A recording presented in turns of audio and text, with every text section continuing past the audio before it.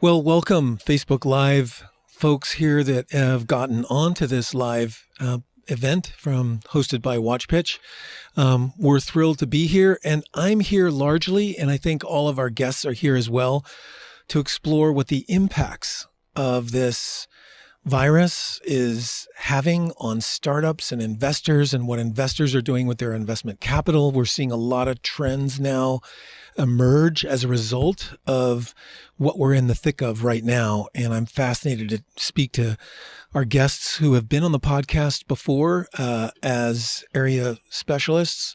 This last season, we've had a real focus on exit strategies. So we've talked to experts in the merger and acquisition space, as well as investors and as well as entrepreneurs who have had exits or who are attempting to exit their company. So this is all very relevant to not only what we're in right now, but honestly, from some of the reports coming out, even as fresh as this morning, the impacts of this on the startup community and on investors is going to have a pretty significant impact over the next couple of quarters. And here to talk about this are some area experts as well as you. I consider you an expert in your space, whatever that is. And so if you have any feedback or if you have any direct questions, we'll figure out a way to have me reflect back and begin a conversation with you as well on Facebook Live. But meanwhile, I'd like to go to our first guest, Jeff McKeon, who opened up season 4 of the WatchPitch podcast with the thematic focus on exit strategies. Jeff, it's great to have you here. Thank you so much for joining us. I imagine the world and climate of mergers and acquisitions has probably in a pause right now. How are you? What are you seeing? Yeah, that's a great way to phrase it, Trey. We were speeding along. We had flow. We had a lot of deals in the pipeline. We had deals that were pending closure. And, this was completely unprecedented and frankly unforeseen. Just a few weeks ago, we were business as usual, living normal lives. And all of a sudden, our world changed. So some of the things that we're doing right now is we're really focused on education with our clients and our prospective clients, both buyers and sellers, investors. We're reaching out as much as we can. We're staying very busy right now just with the flow of communication. There's been so much that's come out recently in the past few days with the Stimulus Act and the government stepping up and providing SBA funding and different things. So we're literally getting information real time, and we're working closely with a lot of our lending colleagues and understanding what some of the capital opportunities are right now. If you're a small business person, a couple things that I advise right now is if you haven't already, you need to be talking with your lenders, your bankers, the people that you're doing business with, the people that are invested in your business. You need to be talking with your landlords and others that you may be contractually tied to. This is an unprecedented time and how quickly it's come about and how acute the problem is.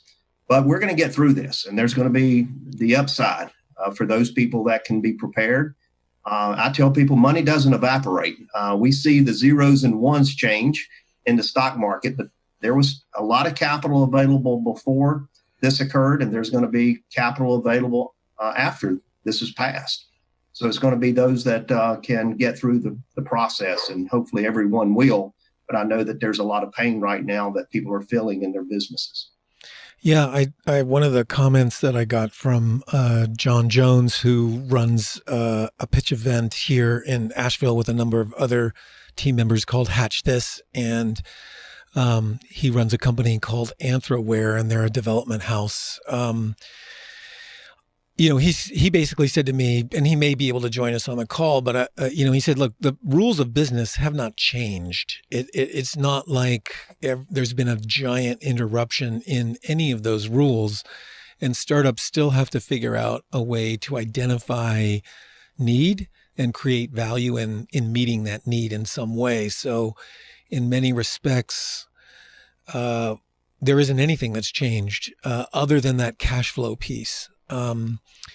I know that for the early startup stage, those startups may not be in relationship with a bank at this point. They may just be solely involved with their economic capital provider partners, and those could be, people who they've acquired through a raise in any kind of series raise effort. But they, to me, what you said seems to be the most important was stay in communication. Let them know what you're thinking. Let them know, how this is impacting not only their business, but perhaps their burn rate. We're seeing some big nudging from some news from PitchBook earlier this morning about biotech in particular, where they're really urging people in that space to figure out a way to control some of their burn rates so they have more of a cash runway to do trials, which are becoming increasingly more important, whether they're addressing this virus or whether they're addressing other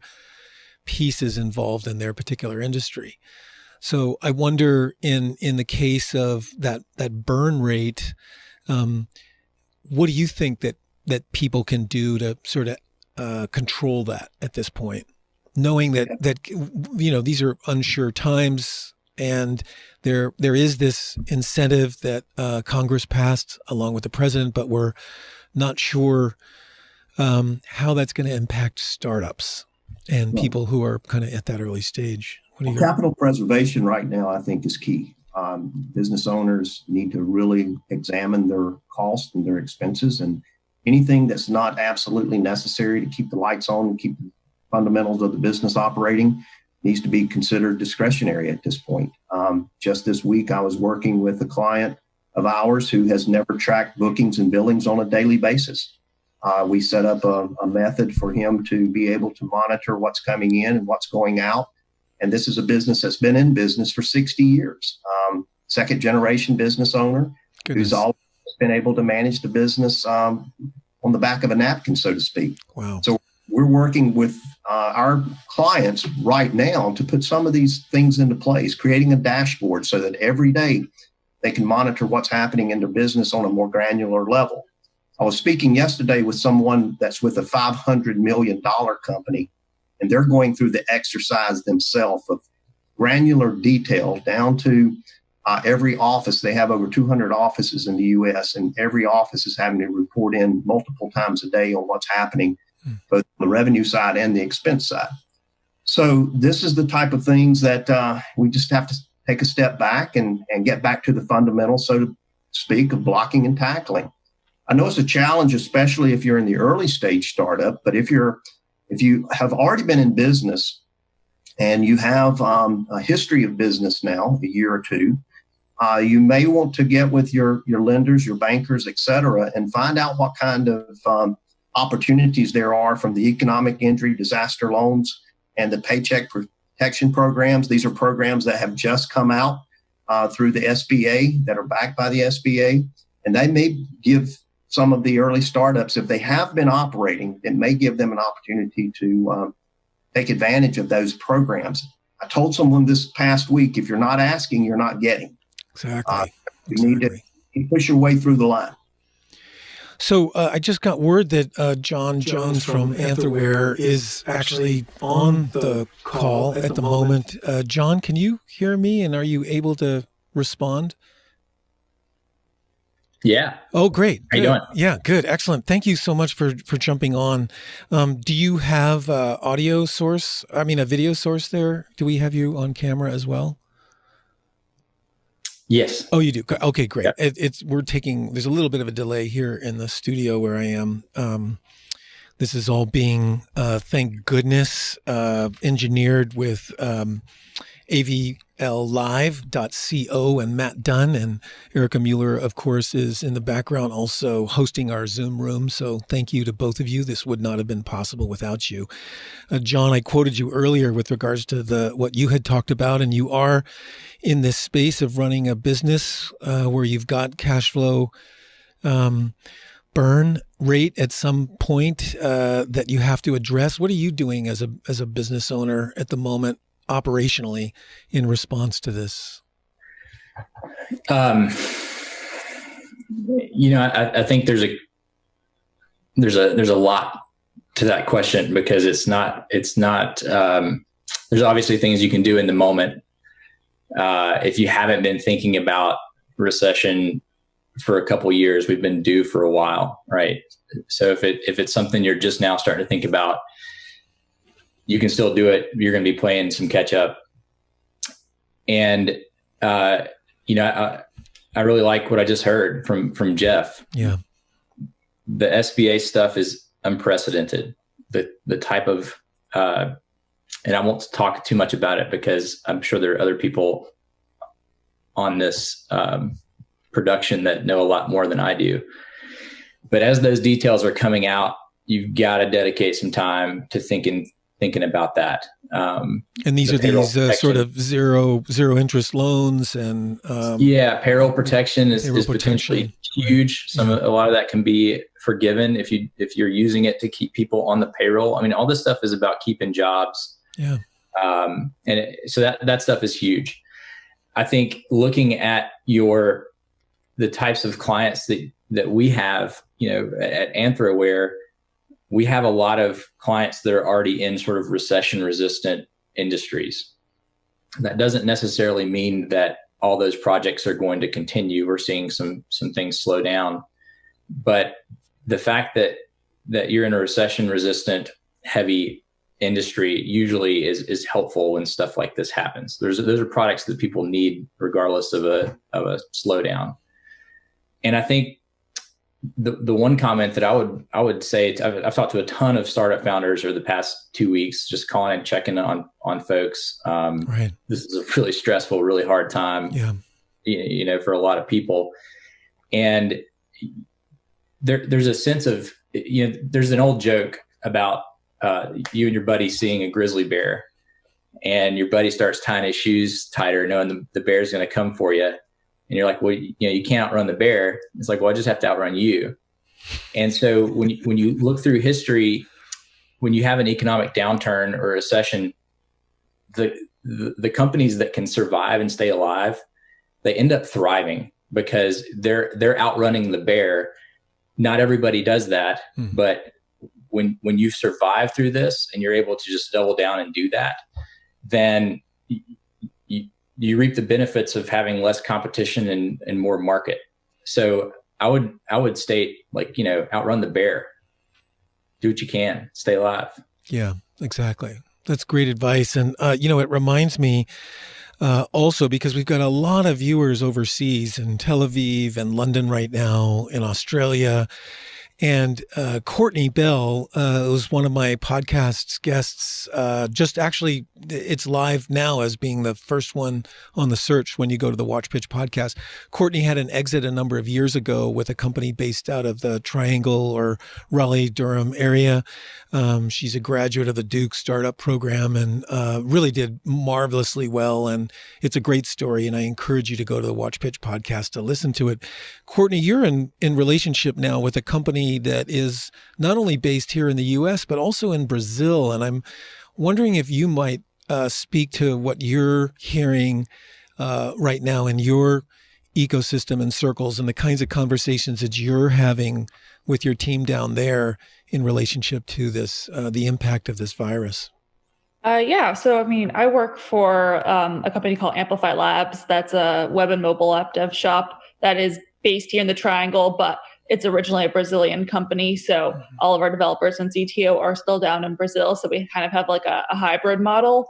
It hasn't really, we haven't noticed like a huge effect, an impact on our Brazilian team members. It's business as usual, but since we focus primarily on working with startups, we've started to notice a little bit of an impact just in terms of, deal flow and whatnot.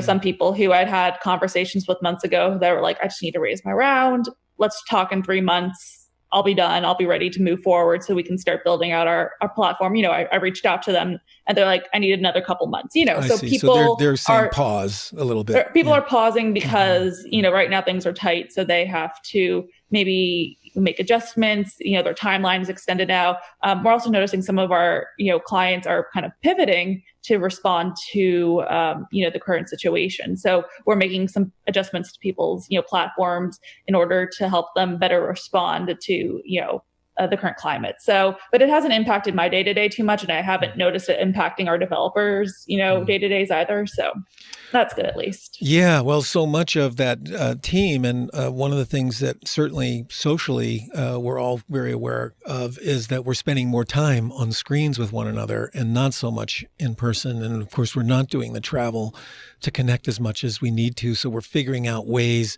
to take advantage of the technology that's been in place already and sort of build from there. So I can't imagine that in many respects, we're just leaning into this channel of communication a lot more, and as a result, getting better at it. And to me, that's certainly something that will have a big role in our futures as well, with the virus or without the virus. Yeah. So Brian Summer is also another merger and acquisition interview with podcast, WatchPitch Podcast. Brian and Jeff know one another. They are in the same circles. And I'm wondering what you're noticing in this area as well with regards to the impact on businesses and how people are adjusting to accommodate this change that we're all being impacted by. Yeah, it's certainly a unique time, and I can speak to it from two angles. One, the mergers and acquisition side, and two, I'm actually involved in a startup currently that luckily is very well funded, but there's some interesting things happening on that side. From the M&A perspective, to echo what Jeff said, there's a lot of things in the pipeline that have kind of been put on hold temporarily. Mm-hmm.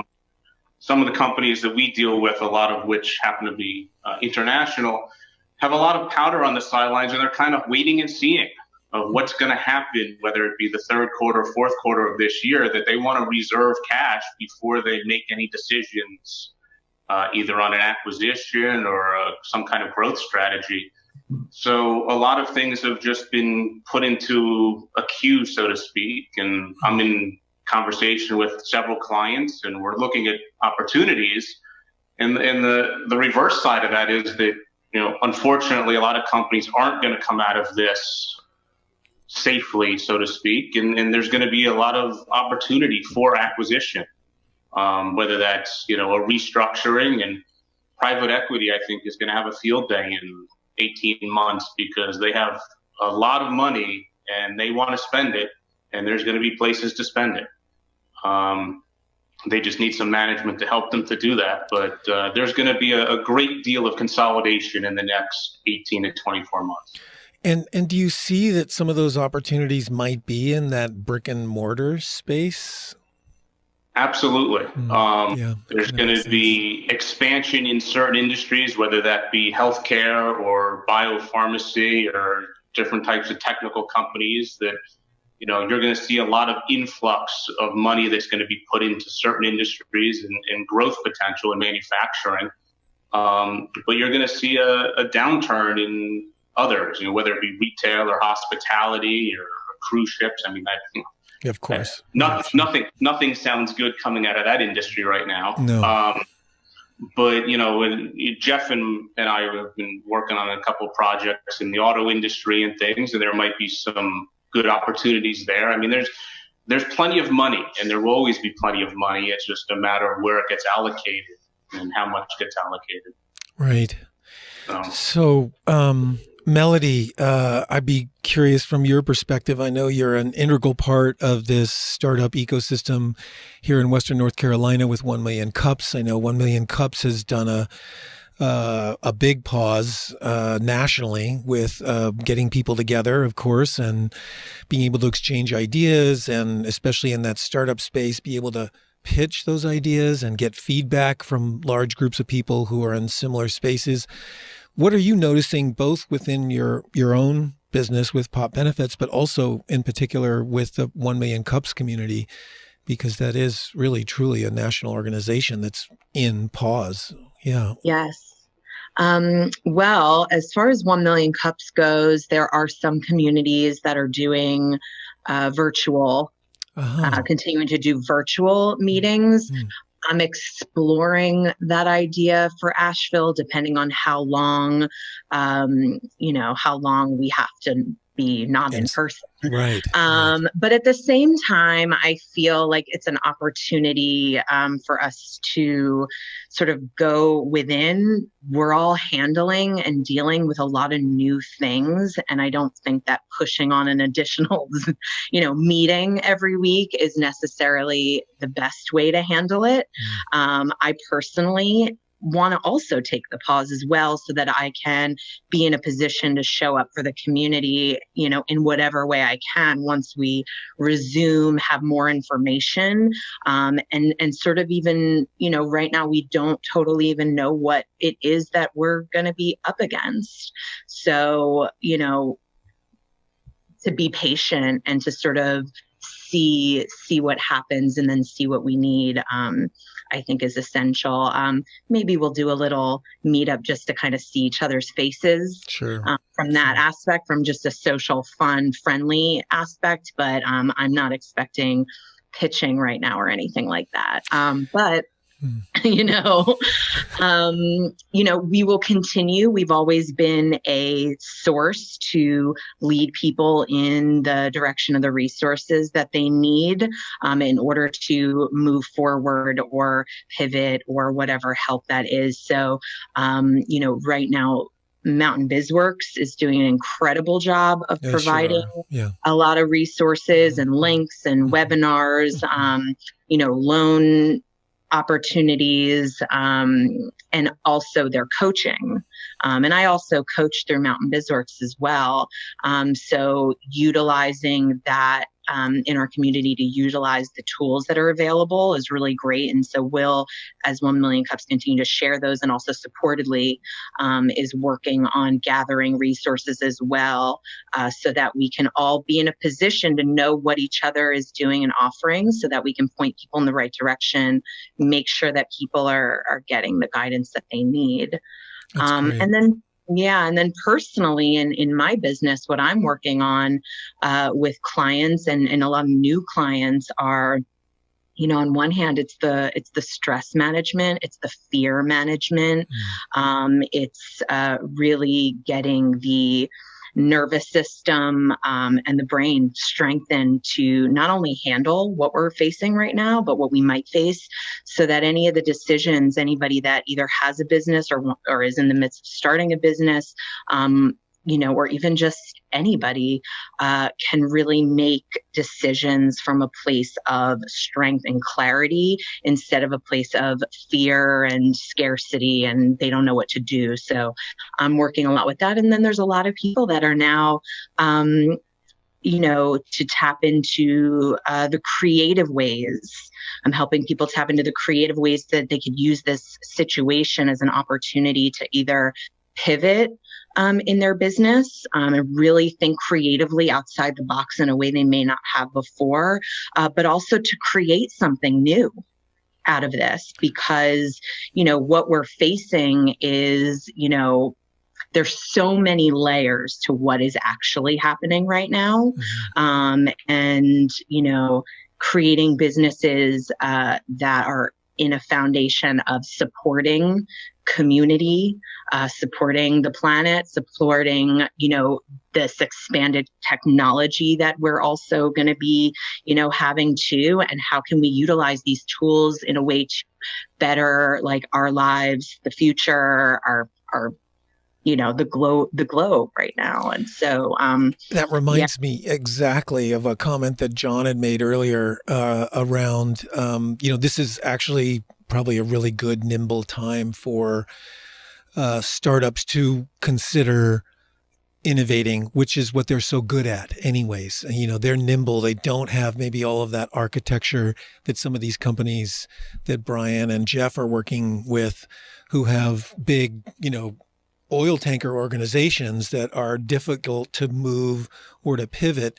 I think everybody's being forced to consider innovating in some way or another. And so I agree with you. I think there are some real opportunities for the startup ecosystem. one question I have to all of you, because you've all participated in some way or another with pitch-like events where people are gathered and we're now getting exposed, some of you as potential investors, some of you as advisors, some of you as, key organizers for pitch events like Hatch This, where, large amounts of people are gathering. I've been talking a lot with Stan Gray and Sonny, who run the Dig South, which is our South by Southwest-like event in Charleston. They've had to put a pause on that event that's now going to happen in July instead of later this month. They have a wild pitch event. They're innovating right now and going virtual with that as well. And they're launching an event, and I'll talk a little bit more about that on April 15th, where you can go to digsouth.com and find out more about what other startups are doing. But I'm curious, from your respective perspectives, how are you seeing things in this space? And will we find some more online pitch activities as opposed to those social events that are so significant and kind of synergistic? I don't know. What are your thoughts about those pitch events? And please jump in whenever you feel moved. I'll go. Yeah. Okay. Thanks, John. Yeah. I think that, what we're seeing right now, it's obviously never happened before from a health crisis issue or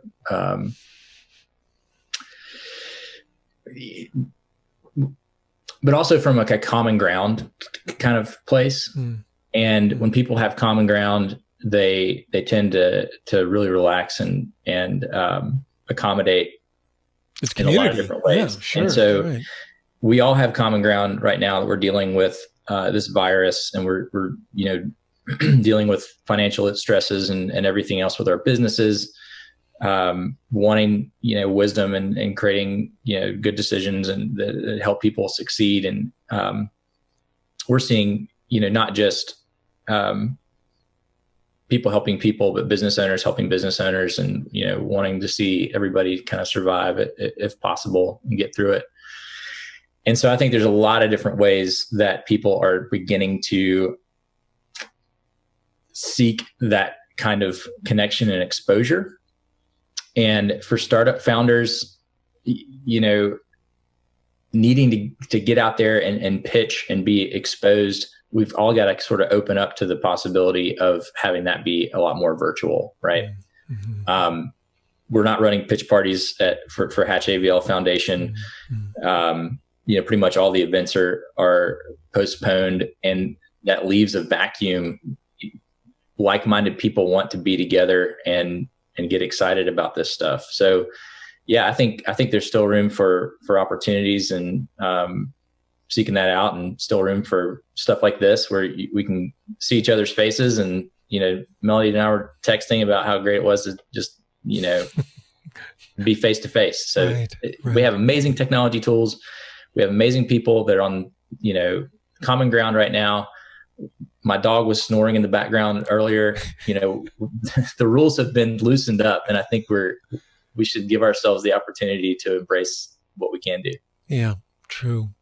Brian, I know you ran basically a whole pitching culture competition for the university and students there. What would you advise people who are running these types of events? And I know, with Stan, maybe we'll do this again in the future. But I'm sort of curious what they're going to be doing as well. But what would you advise to people that are running those kinds of events and how to pivot? I guess I'll start with a quote. One of the best quotes I ever heard is, if you want to predict the future, invent it.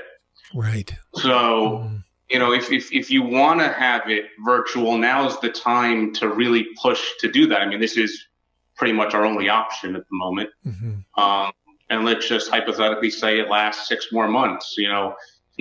Certain things need to be seeded and agreed upon. I mean, I come out of university in terms of running one of these, and the online platform at a university or a high school or a grade school now, it's new. It's for them, and for some it's not. And I see a lot of people in education saying this is the time, everything's going to go online. And my first reaction is, well, first we have to pause, because when I was in school, the students didn't like being online. They don't like logging in. They don't want to get on computers. They don't want to do what they need to do unless they're forced to do it. So this is the time to take advantage of it in terms of a pitch and getting people to buy into it, because we're enjoying it and doing it because we're forced to do it now. But is it really the default of what we want to be doing? I mean, do we prefer to be in front of 50 people, in front of people in a room together?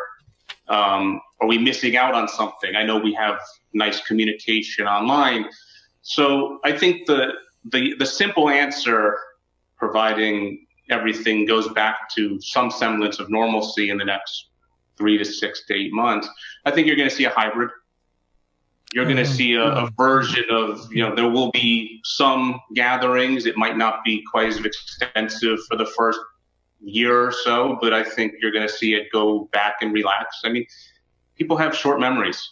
The stock market crashed in the 80s. We had 9/11. People aren't going to fly anymore. Well, all of that, people just kind of picked up and moved on. And I think this is going to be something similar. It's going to be a blip on the radar screen for a lot of people for an extended period of time. But let's just say 2 or 3 years from now, I don't think people will really remember it. Well, what I love is the window that's being created. And Melody, you talked about this, and I know that we're all doing this with our own, households, is just that the importance of the self-care piece and the opportunity to maybe create something new and different, not only with ourselves, but our relationship with others. So it's very interesting how the whole planet in many respects has been put on pause and invited to take a look inside, and to consider how we have been doing things.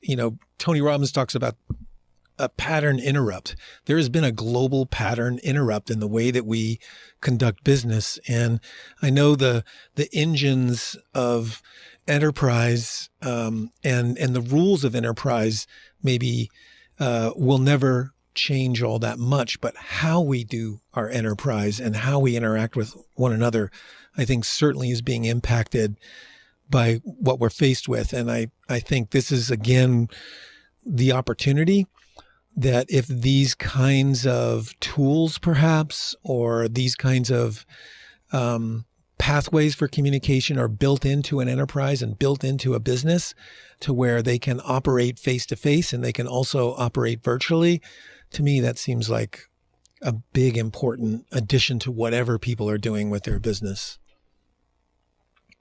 I'll add, it's interesting. I mean, we, especially at 1 Million Cups, but in all of the pitch events that we do, I mean, we're really encouraging people to get comfortable talking about their business and getting up in rooms full of people. And we know that you can only do that if you practice and you get up in front of people.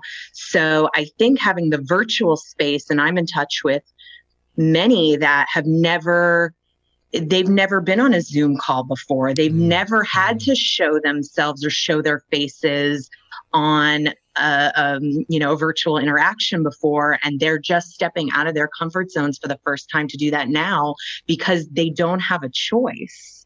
If you want to connect with people face to face right now, you have to get online and you have to start to get comfortable. And I think people are playing around with that virtual space now. And that's really allowing like a new opening, I believe, to when we are back in person, to feel more comfortable, confident to share your ideas, your business, your unique perspectives, and, just sort of making that a little, like meteor of a thing. And I think it will make pitch events and things like that a lot more fun. Because the nerve, we will, most people will have worked through some of those nerves already by doing this. It's true. With your snoring dog in the background or not. Yeah. Exactly. Yeah. I was thinking that my dogs would at some point enter this conversation. I'm happy to say that they're chill, they're away right now, good. but you don't know.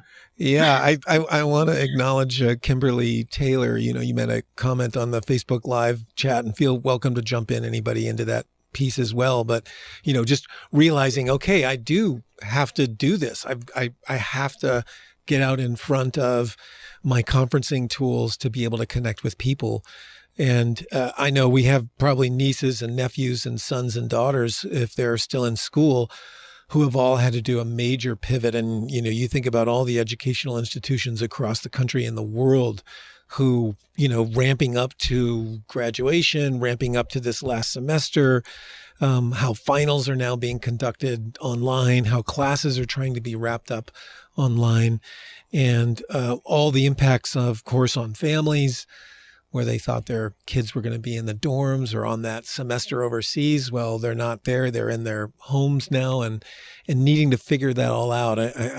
We could go down the list about how this has impacted all of us, but it's certainly inviting us to develop some new muscle groups and some new ways of communicating and developing more comfort in this way, so that whether we're connecting with family and friends, colleagues, or even customers, that this may now be a new channel of connecting that we have to build in to our enterprise, and we have to build into our own personal muscle groups to be able to do that effectively. I'll tag on to that. Oh yeah, go ahead, John. You said something really important, which you talked about this really slow industry that is very hard to change, which is education, and it's been forced to have a massive change. There's a ton of opportunity there. If you're a startup and look at it like, how do I create tools to help all these parents that are now forced into being homeschool teachers, right? Because I think we do have, we have a lasting memory if we're incentivized to, and business is a great incentive. So businesses that are looking at the fact that, we are forced to be all remote right now, and it's okay. And our employees are trustworthy and they can get the work done, and that flexibility will probably linger. I think we're being forced into change right now that will have lingering effects. And, looking at where the opportunities are will create some amazing businesses. There are always amazing businesses that come out of the chaos of a recession. It happened in 2008. It happened in the 80s, happened in the 90s. Like, we got to look for the opportunities with that. We're being forced to change. That's a great thing. Yeah, I agree. I guess I'm sort of curious, Brian, your comment, and also Jeff, you might weigh in on this as well, just with regards to what people with capital, investors who are in this space. I understand that those giant private equity firms are looking at opportunities in that brick and mortar space. But I also wonder, when you are developing a business, those conversations now with investors, I would imagine, would need to have some of this built-in technology, this ability to at least be effective remotely has to be part of the equation when offering value. I don't know if many of you have done any curbside buying lately, but so for some of the tools that I needed to even put this event on, I needed to go to Best Buy and couldn't talk to anybody, couldn't go into the store, but sure enough, they had a pretty big crew, and probably a smaller crew than if people were walking through the doors, but they were figuring out a way to keep those doors open and provide those essential services. The innovation is fascinating right now, and it's happening in real time. I'm curious, from that capital investor point of view, can you imagine that those people are asking what kind of experience they may have in offering that kind of service? Yeah, I'll jump in on that one, yeah, Trey. Thanks, Jeff. A couple things. I'm going to back up 25 years ago. And a company that I worked for at that time, a global company, every year, I was a plant manager, and every year we had to go through a disaster recovery planning process. It was a very extensive process we went through that said, what if there was a natural disaster? What if there was a a hurricane or a tornado or a fire at one of our facilities, how would we respond to that? How would we operate? How would we move operations to somewhere else, machines and equipment, people and everything else? So this was a very forward-thinking company 25 years ago. Not many companies go through disaster recovery planning. Even a small company today, we are finding out you need to have a contingency plan. And what is that contingency plan? Fast forward to today and now the future. I think at least for a while, for a period of time until our memories lapse, it's going to be something that probably investors ask about, because this is going to be one of those key moments that they're going to want to know, how did the business survive? How did it manage through this process? Up until now, investors that we deal with have always been asking, how did the company do 2007, 2008, 2009? And, it's one of those place markers that each investor wants to know how that company survived that time period. Right. Now we're going to have two periods that they're going to be asking about. It's true. Ask, how did you get through 2020? COVID? Yeah, exactly. And how did you get through the Great Recession? Right. Two different types of events. And, companies are going to have to be able to respond to those. But, I think one of the things that will come out of this is that hopefully some of the things that we're doing now will teach us how to collaborate and maybe work together. Even though we're not together physically, how do we work together in a collaborative type fashion? And some of you have heard my story. I've shared it at 1 Million Cups and a few other locations. But in 2009, I partnered with two people out of the automotive industry. And we all know what happened to the automotive industry in the recession. And we got our heads together. We collaborated. We were three individuals. All three of us had different personalities. We all had different strengths. And we came together and said, we're going to create a company and we're going to focus on the automotive industry. And a lot of people said, you're nuts for jumping into the automotive industry. We did, and it was a great ride, but it was through collaboration. It was through teamwork. And some of the individual business owners right now, my advice may be to look at some of your industry colleagues. Who can you work with? Who can you collaborate with? There's strength in numbers, and maybe by teaming with someone else or a couple of people and pulling your resources together, it might be a good strategy to help you get through this, not only from a relationship standpoint and support standpoint, but also financially. That's great. Well, I mean, to be able to somehow point to a bottom line being impacted by collaboration and cooperation instead of competition, boy, those are some roles now that are at least becoming hybrid versions of what to do next. And I love that invitation. Well done. I want to just give a shout out to one of my collaborative partners, Stan Gray, in the Dig South event. They are offering up WatchPitch Wednesdays beginning April 15th from noon to 1, hosted by Stan Gray. This is an opportunity for startups who are participating in the WatchPitch event to be able to basically connect like we're doing right now, and to be able to spend some time with potential investors as well as their own colleagues in similar industries to explore what they're doing and how they're innovating. So I do want you to have a look at that. I'm a big fan of Dig South. We've been a big part of that partnership with their WatchPitch portion of that event. And it's a great ecosystem that we have here in the Southeast region to lean into, to see what innovative businesses are doing and how they're doing that. And clearly, cooperating a lot more is going to be a big part of that, I think, everywhere we go. There's no doubt about it. I'm curious, Courtney, is there anything you're hearing as well from small businesses in terms of skill sets that they're needing to acquire more of at this point, in addition to some patience?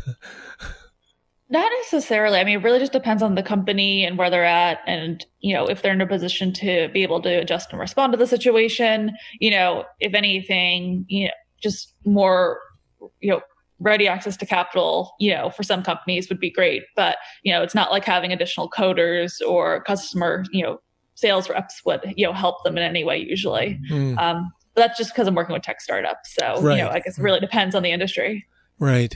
I imagine, are you working in any kind of co-working environments at all, or? No, I worked from home before this, so that hasn't changed. Nice. Great.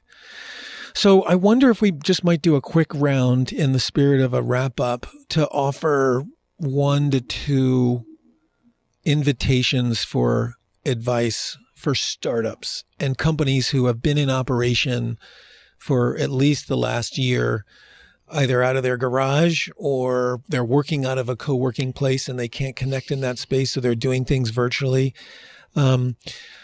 to make themselves more attractive to capital and investors. Because I do think, because in many respects these startups may in fact be struggling with cash flow at this point. And this can be both a personal invitation for some counsel and advice during this time, but also even looking at the next month or 2 months out in terms of things that they could do in order to innovate and ride this wave that we're all being challenged by right now. Could I invite you, maybe Melody, to start us off?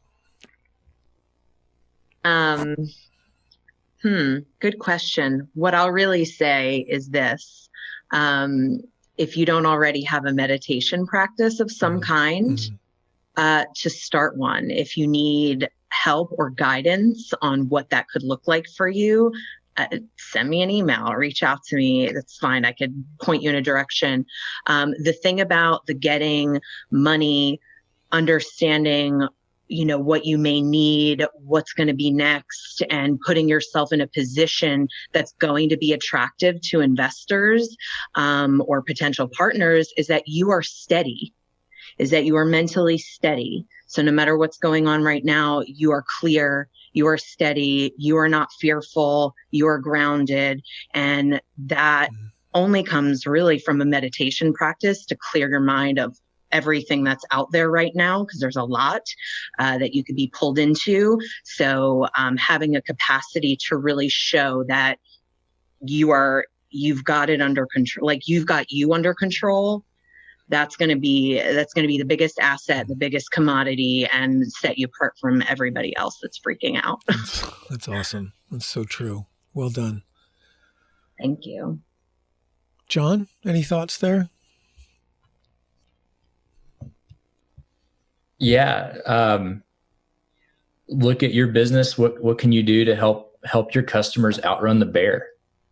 And, startups are in a position to pivot so much faster and to look at those adjacent things that you could be doing that drive efficiency or cost savings. That's what companies really, really need right now. And recession resistant industries are great when there's not a recession too. So looking at those things and looking for opportunities. I would also just say there's a lot of people that will help you.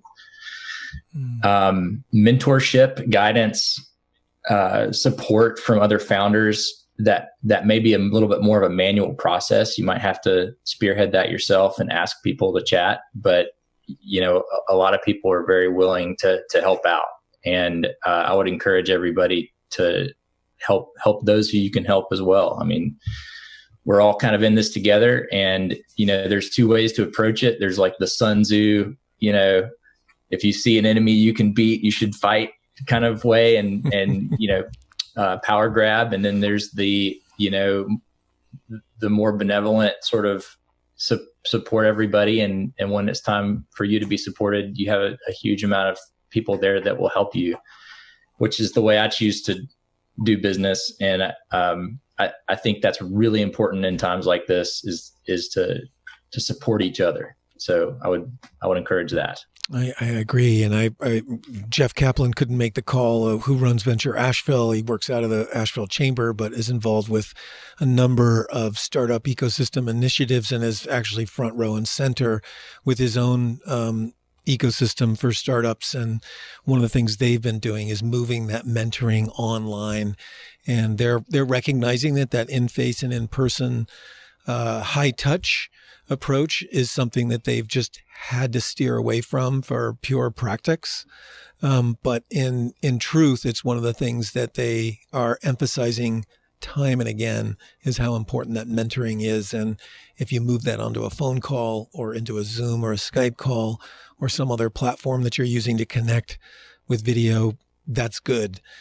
Because that connection and that mentoring is absolutely important. And, you know, any good mentor worth their salt is going to be open to that kind of conversation with somebody that they can help if you create the conditions to make that something that's easy for them to do. So good. That's super helpful. I appreciate that. Brian, any thoughts from your perspective? Yeah, a couple of things. One, I think startup and founders and so forth, you have to be willing to wear the white belt right now, kind of relearn or learn. And I look at it on a slightly larger scale, partner with people, you know, collaborate with them and kind of join forces in a sense, because there's going to be a lot of money, and there always is a lot of money, but I think there's going to be more money available to startups in the next 18 months because people are going to want to invest, but create it in such a way where it could be kind of a buy and build scenario. Partner, you know, grow your company together as opposed to trying to do it alone might be one way to look at it. And, you know, 2 or 3 heads together might make it into a larger platform that a private equity might be really enticed to look at, that could even give more funding and so forth and move on to the next. So I think there are ways to really scale your business faster as opposed to just doing it singularly. But be willing to learn and not know. You know, entrepreneurs tend to think they know all the answers to everything.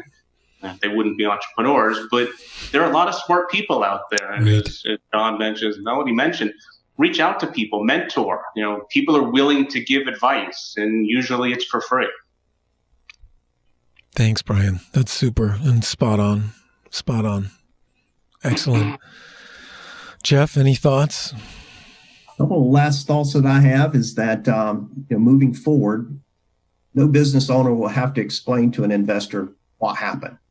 There's no one in the U.S. that hasn't been touched by this. So that part of the story will not have to be retold. We all know what happened. I think my advice to startups right now would be to really look at the business. This is an opportunity also to work on your business, to really tighten things up. I call it winding the clock. Now's a good time to wind the clock. It's to get prepared. It's to get ready. And the third thing I would say is that, now is the time to really understand your financials. As I described early in the call, I still shake my head at businesses and business owners that have been in business for years and really don't understand their numbers. They really don't understand what drives their business from a revenue and a cost standpoint. Now's an opportunity through all of the resources. If you don't know, if you don't understand, get with some of the resources that we've talked about today. There's ample resources, especially in Western North Carolina, to come alongside of small business owners and help. And now's a great time to prepare yourself for the upside.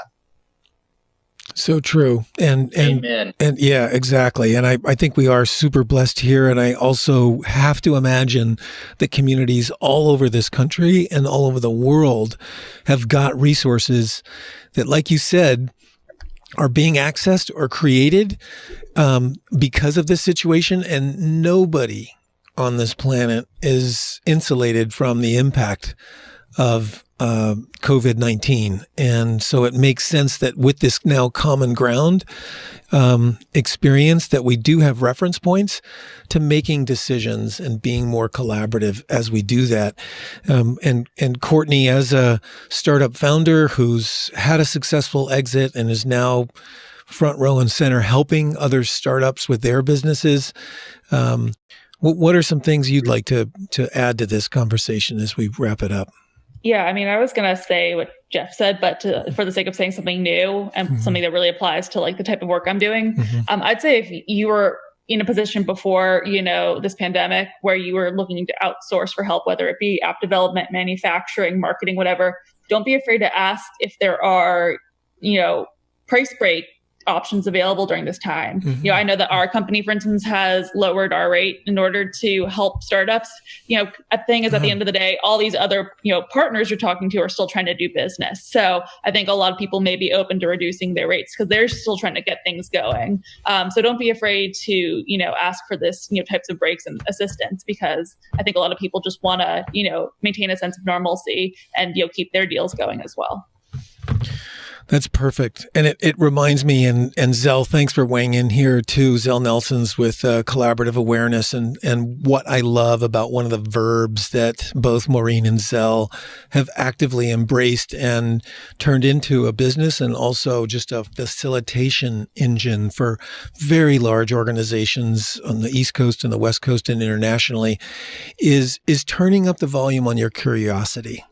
Because, and this is actually what fueled this call. And I really want to thank all the people, all of you here on this Zoom call, and on this Facebook Live chat, who have participated and who are just listening and who may be hitting, play this again, or you're just watching this now, not live, but as a recording. That this curiosity piece is so key in fueling whatever's next. So take the time to allow that curiosity to bubble up, invest in the clarity that it takes to do that, and begin to reinforce those collaborative muscles that we all have if we're going to figure this out, not only for ourselves, but together, and that together could be, our family and friends, but it could also be our employees, for our employers, and for everybody else impacted by this very significant event that's impacting the planet. I want to thank you all for taking the time today to be part of this WatchPitch Wednesday.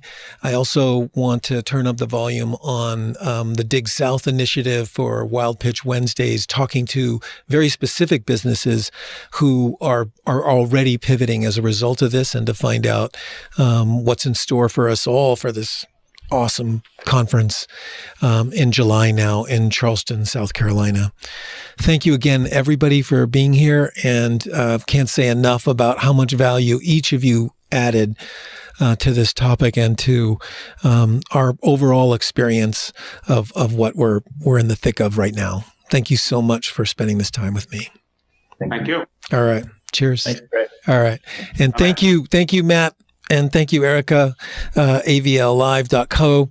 Thank you so much for being here with us. avlive.co. See you, everyone.